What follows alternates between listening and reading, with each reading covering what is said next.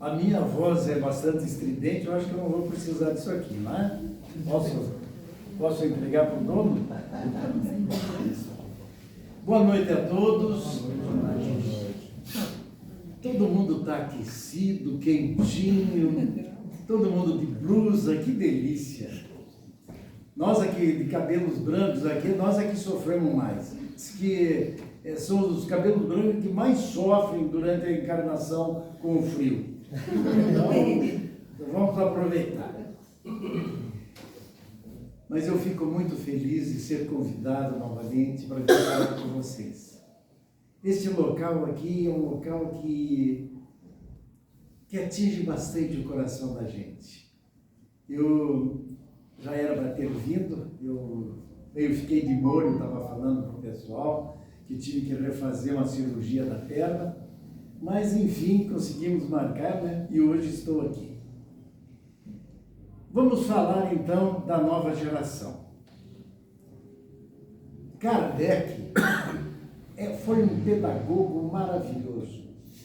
A pesquisa que ele fez em todo o mundo fez com que ele, além de conhecer o que ele queria conhecer, e além do que ele queria também, porque ele nunca que imaginava que ele iria descobrir o espiritismo, o espírito em si. Mas como foi uma missão para essa encarnação dele, ele fez maravilhosamente bem. E hoje eu trouxe um livro aqui, que eu acho que eu vou ler todo para vocês aqui. Esse livro é da coleção de todos os livros do Allan Kardec que meu pai comprou há 57 anos atrás. Exatamente quando faziam 100 anos que esse livro estava sendo lançado.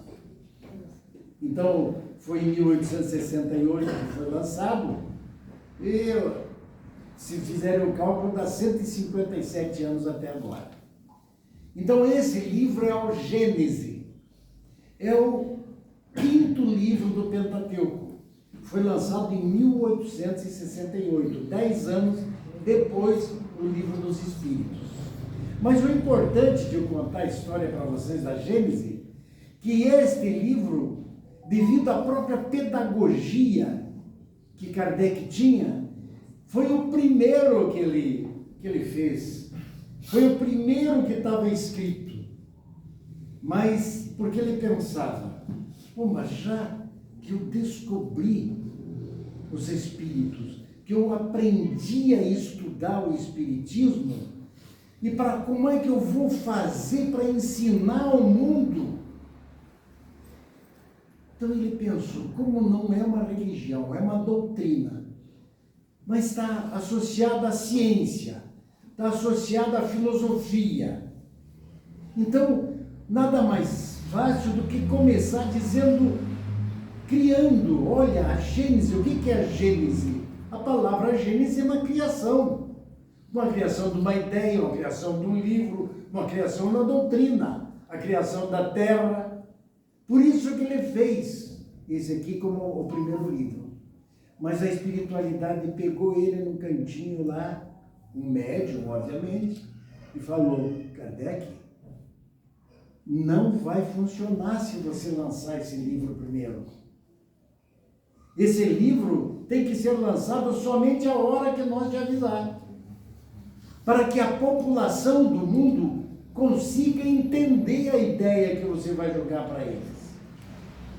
Então, daí ele lançou em 1858 o Livro dos Espíritos.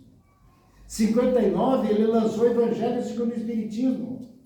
Em 1960 ele lançou o Livro dos Médiuns. Em 1862 ele lançou O Céu e o Inferno. Em 1868 ele lançou a Gênese. Mas, caramba, a Gênese? Mas eu vou falar da geração nova, da nova geração? O que tem isso a ver com a Gênese? Aí é que está o tique do Espiritismo. A Gênese, que é um livro que é composto em 4 situações, em 4 partes. Cada parte, uma comenta a criação do mundo, a terra, o solo, a minhoca, os invertebrados, as plantas, tudo. Depois vem as predições de Jesus. Depois vem, e sei que vai comentando sobre todo o mundo. Só que no finalzinho, em que comenta principalmente dos seres humanos, que eu vou ter que ler para vocês, porque é muito grande, e para vocês entenderem que ele começa a falar sobre a nova geração. Ó, tá no finzinho, ó. Tem mais 2 ou 3 folhas, 2 folhas só para terminar a Gênesis. Olha o que ele escreveu no item 28 da última parte da Gênesis.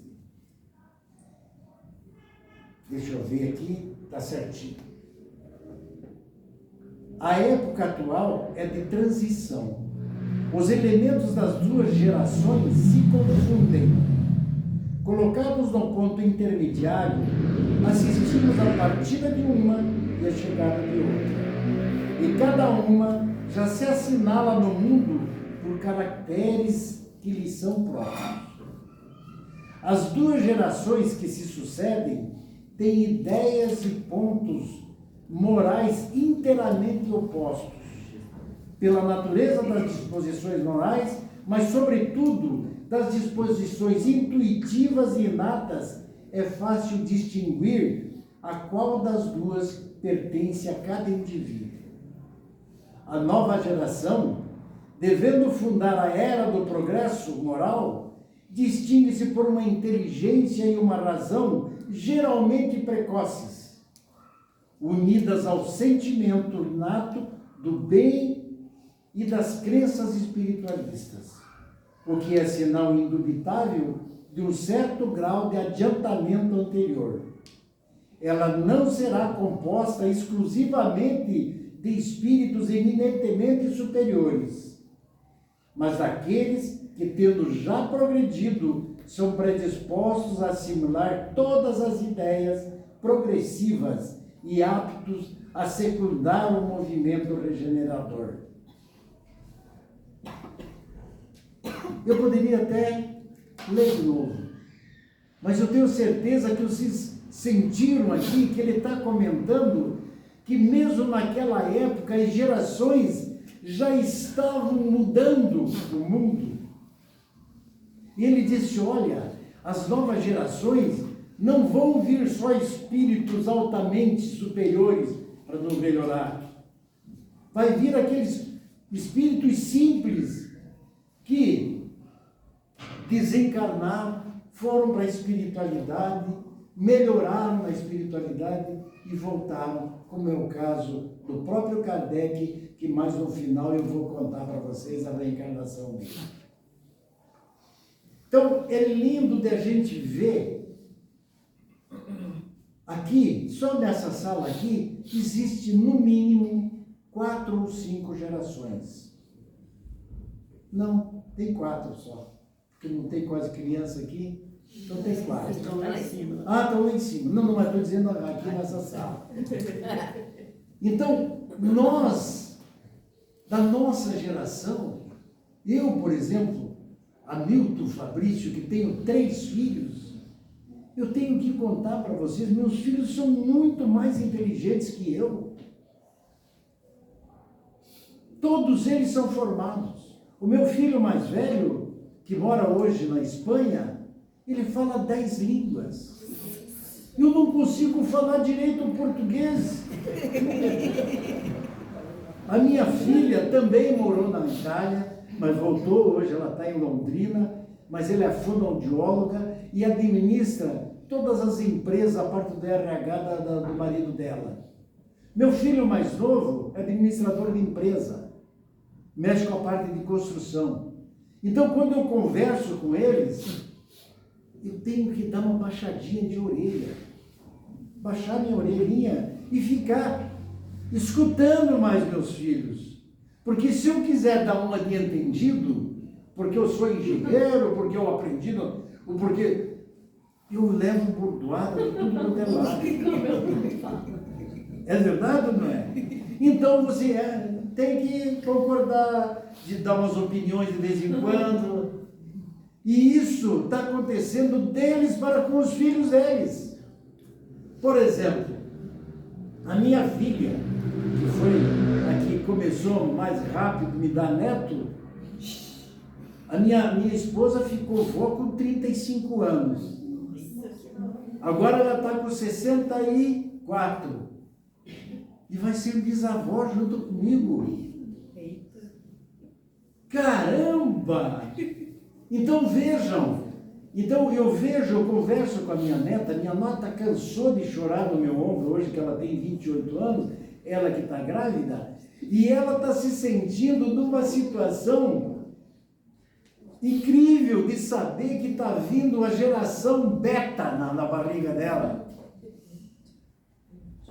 Então, o nosso mundo foi explicado pela Geise a hora que ela leu Limites da Encarnação. As encarnações vão aparecendo para que haja essa evolução, esse crescimento nosso, psicológico, mental, intelectual. Nós precisamos ficar velhos, sabidos, morrer e voltar depois com essa sapiência nossa, que é o que está acontecendo hoje com as novas gerações. Às vezes é difícil da gente entender ou simplesmente entender por entender. Não é que a natureza é dessa maneira. E isso acontece tanto para as plantas, para as rochas, os minerais, os vegetais, e os animais e hominais. Todos estão evoluindo. Então isso, nós temos que estar cientes, nós que somos espíritos e espíritas, saber disso. Está acontecendo no mundo. Ah, mas o mundo está tão ruim, esse governo está acabando com a gente, agora vem essa taxação danada do Trump. Calma. Já teve situações muito piores que essa. Mas só que ontem eu estava no Oceano e nós temos lá a última sexta-feira do mês o Pinga Fogo. Não sei se vocês já ouviram falar. Então eu sou um dos coordenadores do grupo Seara. Então eu convidei um palestrante e o outro, meu coordenador geral lá, convidou outro, que foi o Oswaldo e o Flávio. Eles ficam sentados na frente e o pessoal, com relação ao assunto, vai fazer pergunta para eles responderem, mas é uma coisa super bacana.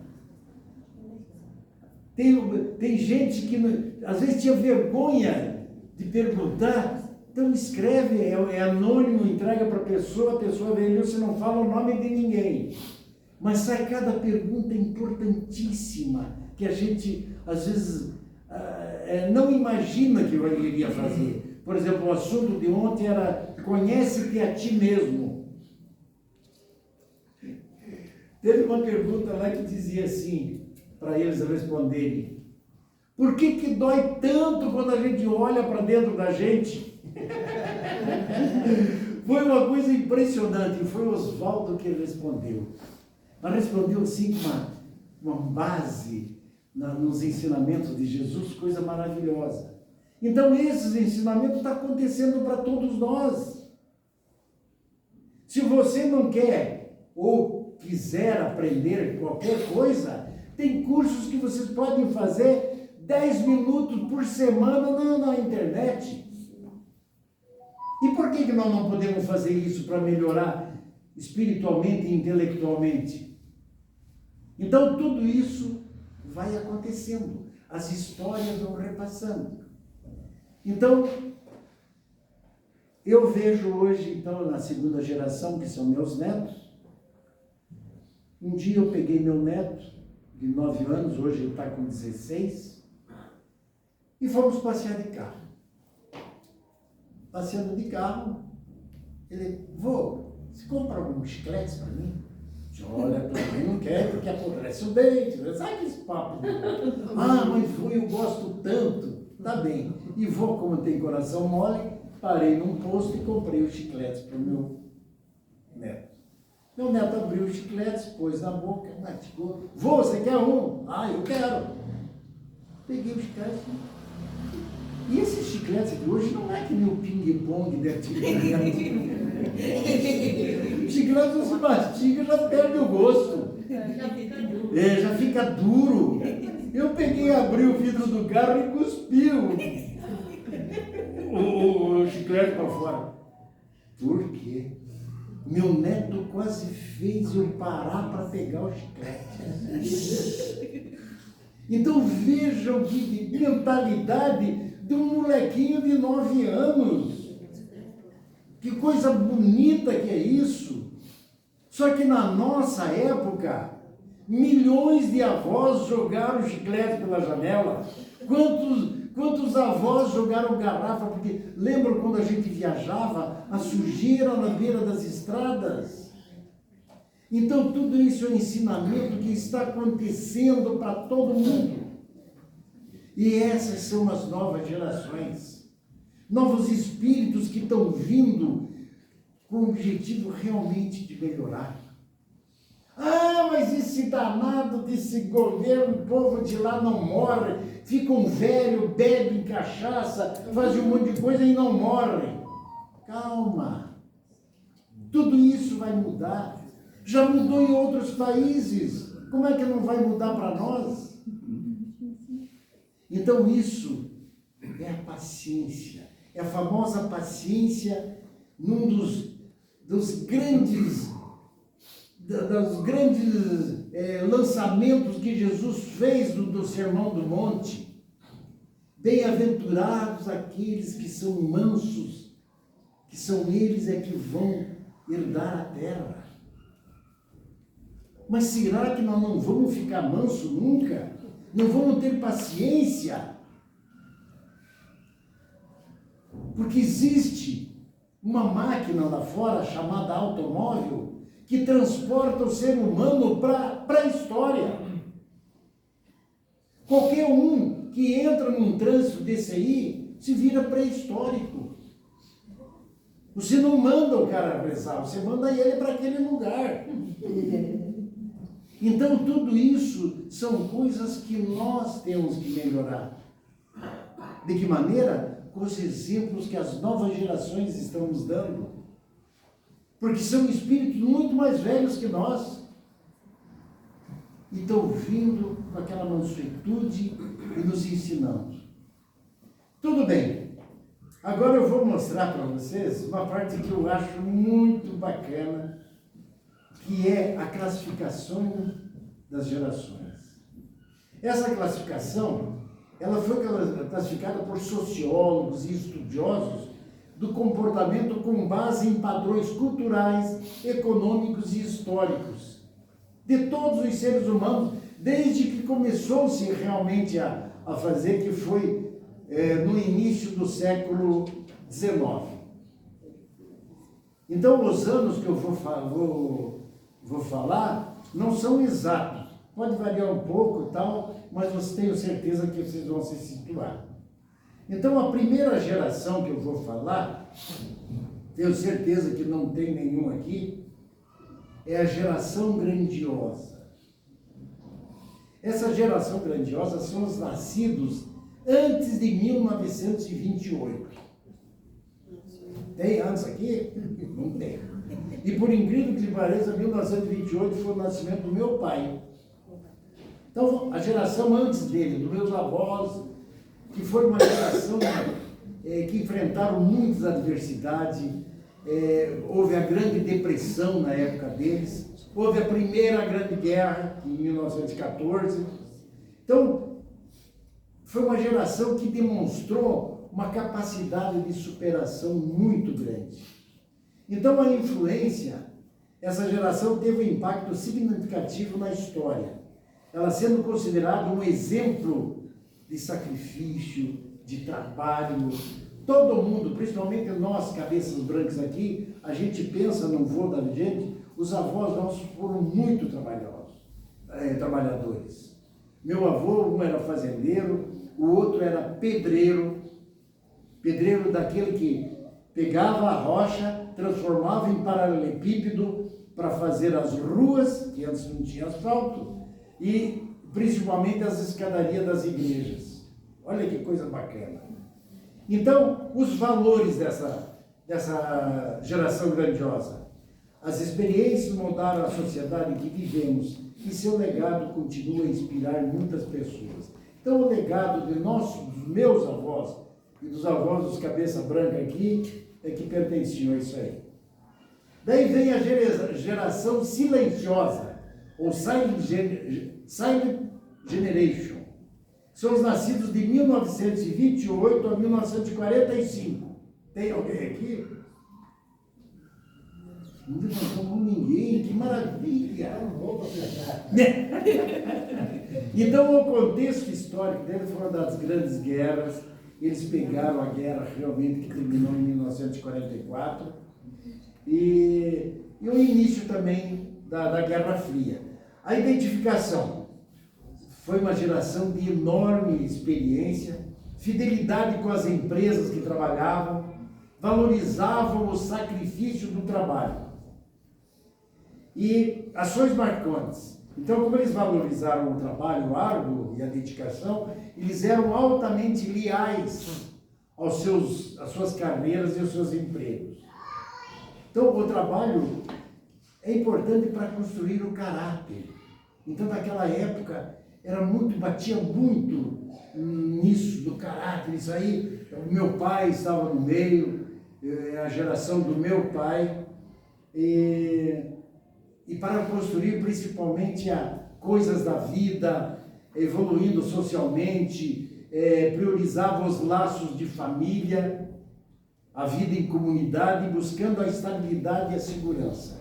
Essa foi a história da geração silenciosa, no caso do meu pai. Daí veio a geração Baby Boomers. Baby Boomer significa Baby Boom. Não confunda com o Baby Reborn, não. Não tem esse do Reborn. Por que Baby Boom? Foi dos nascidos de 46 a 64.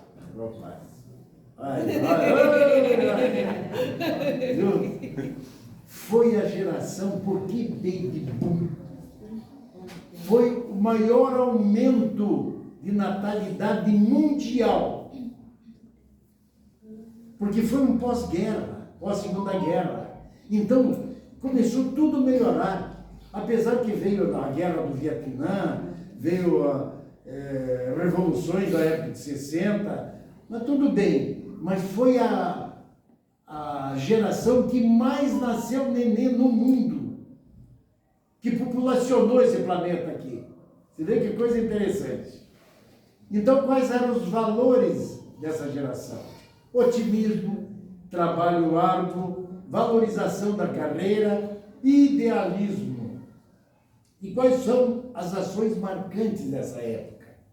Movimentos civis, revolução sexual, crescimento econômico e foco no progresso.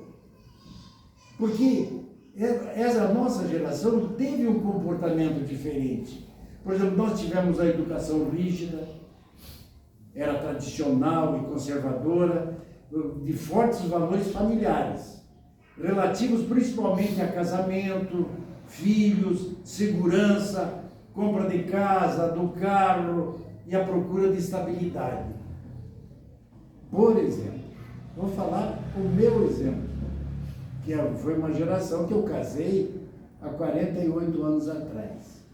Bom, para eu pedir minha mulher em casamento, eu tive que namorar, tive que ficar noivo, tive que provar por A mais B que eu estava bem empregado, se eu ia realmente, eu não ia deixar a filha do meu sogro morrer de fome. E outra coisa, tinham os que queriam fazer por fora, que pegava a filha do coronel e fugia. Na minha cidade houve barbaridade de de gente que fugia com filha de fazendeiro. E o fazendeiro ia atrás e sapecava o cara. Muitos morreram. Então, tudo isso é essa fase da nossa geração. Mudou? Claro que mudou. Depois da nossa veio, então, a geração X, que é as nascidas de 1965 a 1980. Essa geração, meu Deus do céu, foi uma geração, apesar que nós participamos, porque nós éramos jovens, foram o aparecimento do movimento hippie, a revolução sexual, apareceu a AIDS, a TV a cores, olha, porque em 77, eu casei em 77, então eu não estava eu não tinha fabricado ainda a geração X, mas eu comprei uma televisão colorida para assistir foi em 77, né? Teve a Copa do Mundo, se não me engano. E o televisor era daquele clac, clac, clac, clac, e você mudar o canal no botão. Assim. Foi uma coisa fabulosa. Eu tive que pegar uma parte do dinheiro que eu tinha comprado no carro para comprar a televisão. Então vocês viram como muda isso aí. Então valores principalmente devido aos hippies. Eu mesmo, eu usava um cabelo comprido. Um pouquinho antes de casar, eu era agrônomo e fui falar com o prefeito em Paraíso do Norte, porque eu ia ser um agrônomo lá de Paraíso do Norte. Eu vou contar para vocês, mas vocês vão acreditar porque eu estou contando. Sabe como é que eu fui falar com o prefeito? De calça boca de sino, de camisetinha aparecendo no vídeo.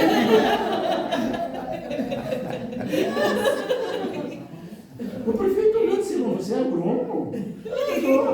Mas cadê tua bota? Cadê tua... Eu fiquei realmente, pensei, caramba. Também eu estava com 22 anos. Olha que maravilha, 22 anos. Pensei, eu tenho que mudar o meu pensamento. E mesmo com o curso superior que eu tinha, eu estava vindo de Curitiba, caramba. Daí cortei o cabelo, daí comprei calça jeans, fui comprando bota e fiquei 4 anos na cidade. O dia que eu fui sair da cidade, vocês não imaginam, ninguém queria que eu fosse embora. Que a gente cativou tanto o pessoal, porque daí eu entrei realmente na realidade da vida. E isso acontece para todo mundo. Então é bacana. Então, ações marcantes. Foi adaptação à tecnologia, transição para o digital, isso da geração X, hein? Gozado que os hippies, não sei se vocês lembram, eu não fui hippie, não participei de grupo, mas eu tive muitos amigos, eles buscavam a individualidade sem a perda da convivência em grupo. Olha que coisa gozada. Vocês lembram que eram grupos assim, mas cada um vivia no grupo individualmente. Olha que geração mais esquisita. A maturidade de produtos de qualidade e inteligência por seus direitos era o auge para eles. Eles procuravam liberdade e preocupação maior com as gerações futuras. Olha que coisa gozada. Porque eles viam, os hippies vieram pelas próprias repreensões que houveram dos pais para com os filhos. Eles disseram, não, está na hora de nós nos liberar. Para que nós vamos ficar sofrendo? Daí começaram a brigar principalmente pelo sexo livre. E aí é que aconteceu daí a famosa AIDS, né? Tudo bem, daí veio a outra geração, a geração Y, os millennials. Essa aqui é uma coisa gozada, viu? Essa geração foi a geração que começou a pegar o computador. Porque olha, a hora que a gente vê que foi lançado em 1999, 1968 o primeiro computador. Só para exemplificar para vocês. O computador que levou o homem para a Lua. Ele era do tamanho de uma parede à outra. Tudo isso aqui, ó. O tamanho do computador. Se nós pegarmos esse computador, que cada um que tem na mão aí é computador, corresponderia só esse tamanho aqui, ó, tudo aquele computador. Esse computador que vocês têm na mão hoje é 100 vezes mais poderoso do que o primeiro computador que levou o homem à Lua. 100 vezes, 1000 vezes. Vocês, através desse computador, se alguém aqui mexer com software, mexer com computação, pode programar uma viagem para a Lua. Então, caramba! E foi na geração Y que apareceu isso. Que apareceu o e-mail, que apareceu a internet, o celular. E foi quando aconteceu também o 11 de setembro. Que as Torres Gêmeas lá dos Estados Unidos foi derrubada e que marcou muito essa geração. Então, quais são os valores dessa geração? É o propósito, autenticidade, inclusão e conexão digital. Então, e qual o comportamento? Ela foi super exposta a um novo nível de informação. Veja bem, nós mesmos não acreditávamos que o computador ia acontecer isso. Pelo menos eu também pensava. Não, o computador é uma máquina que vai ajudar a máquina de escrever.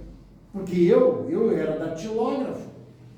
Eu fiz um curso de datilografia, então mais do que a máquina não poderia vir.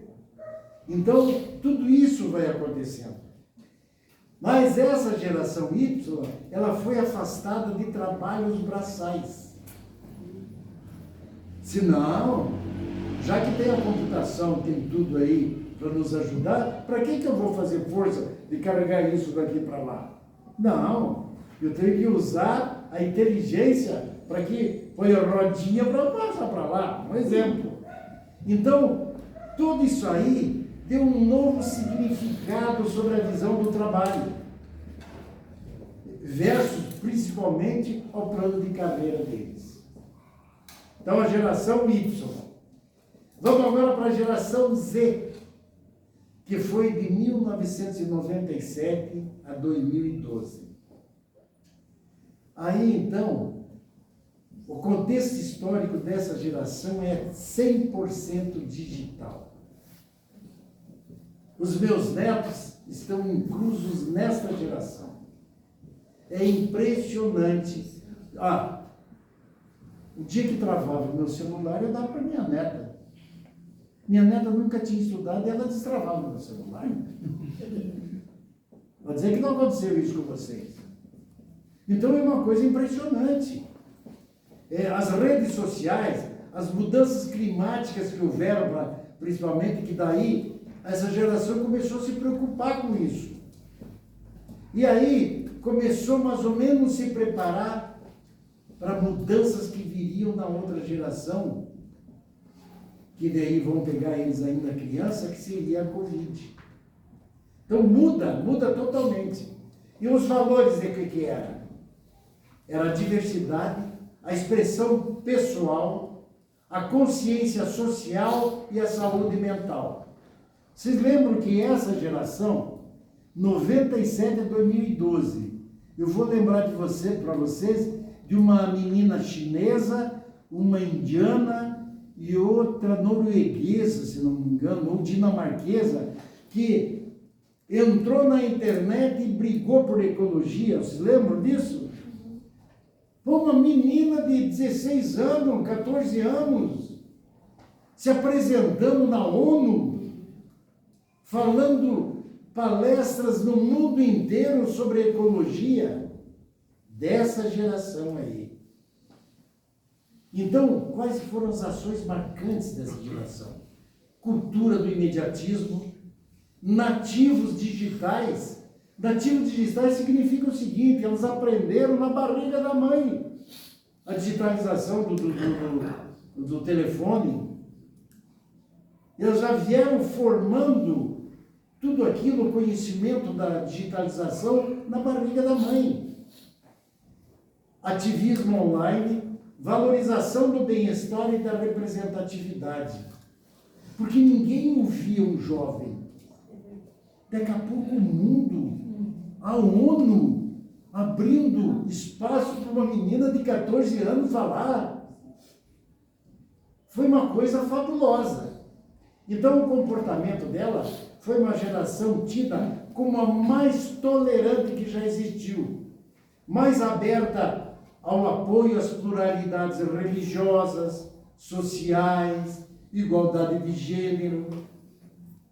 Então, as nascidas entre 97 e 2012. Tudo bem.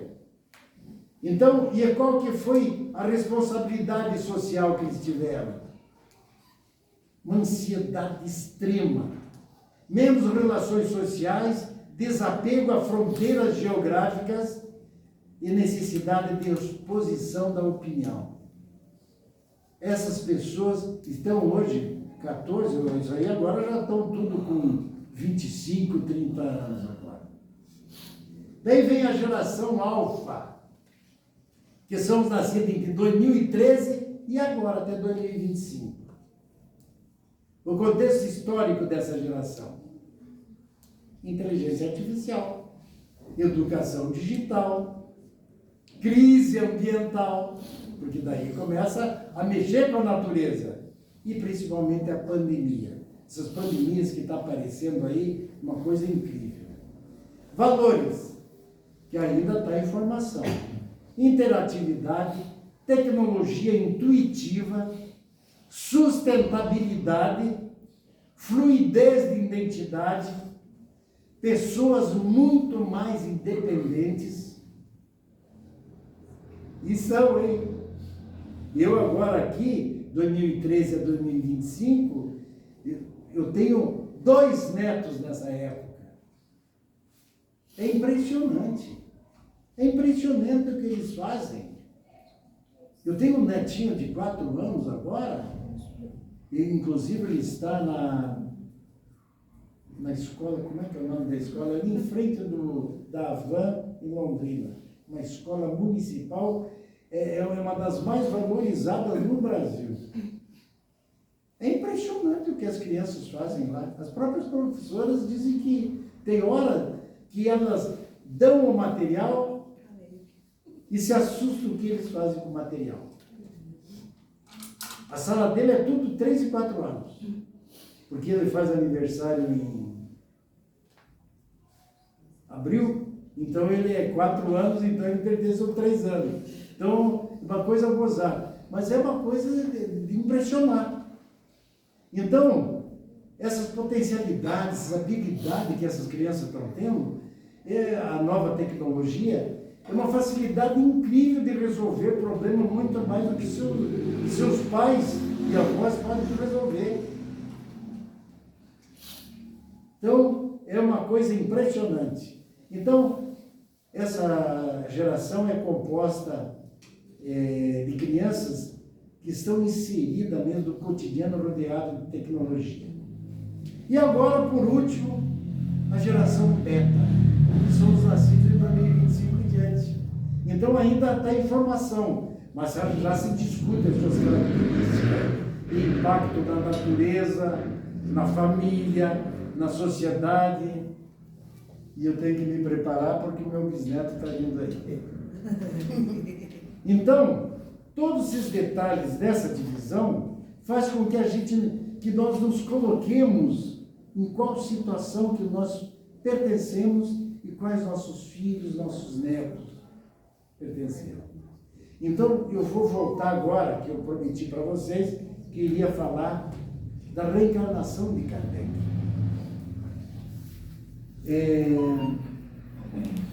Puxa vida! No século XV, lá estava um carola um cara que rezava, adorava Jesus, chamado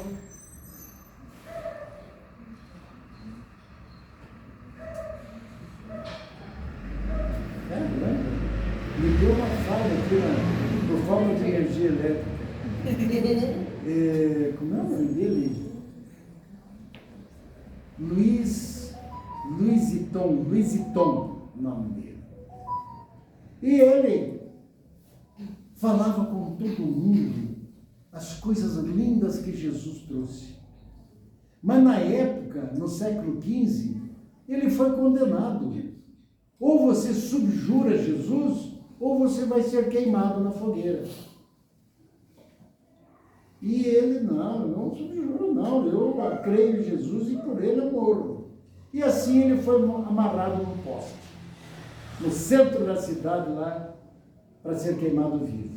Juntaram todos os gravetos em volta dele, e a hora que ele estava amarrado, ele viu uma senhorinha vindo do corredor com um graveto na mão. E chegou e colocou no pé dele e disse assim: subjura para você se salvar. Daí ele olhou para a velhinha e disse assim: que inocência dela. Ele que tanto tinha falado de Jesus para ela, e ela não tinha captado tudo o que ele queria. Mas enfim, ele foi queimado. Ele desencarnou no século XV. E foi para a espiritualidade. Ficou século XVI, século XVII, século XVIII. Ele reencarnou como Allan Kardec. Então vejam bem, Allan Kardec, eu não sei se eu acho que eu não falei aqui ainda sobre a biografia de Allan Kardec, porque eu estive na França e fui pessoalmente lá no túmulo de Allan Kardec. E eu estudei a biografia dele assim para contar. Mas Allan Kardec foi um gênio para a época. Para vocês terem uma média, ele dava aula, ele era francês, mas ele dava aula de francês, de inglês, de alemão, de dinamarquês, de polonês. Ele dava aula de astronomia, dava aula de matemática, dava aula de pedagogia. Era um cara impressionante. Só que era um cara altamente manso. Diz que era uma pessoa que não discutia com ninguém. Tinha uma mansuetude fora do normal. Então vejam bem, a geração dele veio naquela época, em 1850, renascendo de um espírito que sofreu. Não era um espírito puro, era um espírito sofredor que foi para a espiritualidade e aprendeu o que ele deveria fazer aqui na Terra, para melhorar a Terra. Então é isso, só para terminar para vocês, é isso que está acontecendo conosco.